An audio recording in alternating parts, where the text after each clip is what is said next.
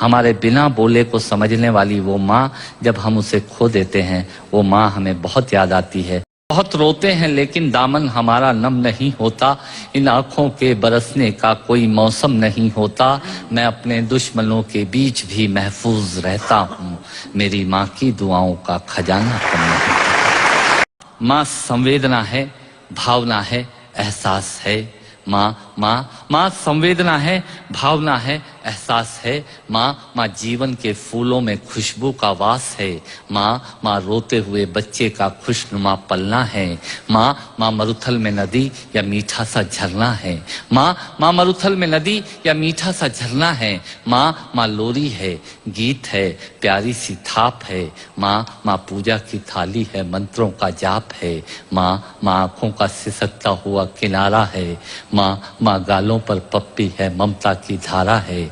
माँ झुलसते दिनों में कोयल की बोली है। माँ मेहंदी है, कुमकुम है, सिंदूर है, रोली है। माँ कलम है, दवात है, स्याही है। माँ परमात्मा की स्वयं एक गवाही है। माँ त्याग है, तपस्या है, सेवा है। माँ फूंक से ठंडा किया हुआ कलेवा है। माँ अनुष्ठान है, साधना है, जीवन का हवन है। माँ जिंदगी के मोहल्ले में आत्मा का भवन है। माँ चूड़ी वाले हाथों के मजबूत कंधों का नाम है। माँ काशी है, काबा है और चारों धाम है। माँ चिंता है, याद है, हिचकी है। माँ बच्चे की चोट पर सिसकी है। माँ चूल्हा, धुआं, रोटी और हाथों का छाला है।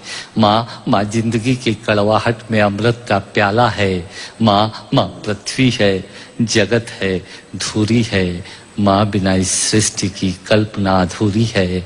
तो माँ की ये कथा अनादि है, ये अध्याय नहीं है, और माँ का जीवन में कोई पर्याय नहीं, और माँ का जीवन में कोई पर्याय नहीं है। तो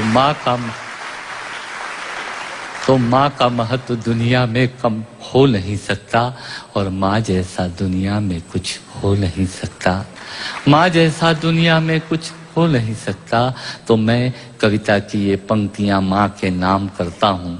मैं दुनिया की सब माताओं को प्रणाम करता हूँ।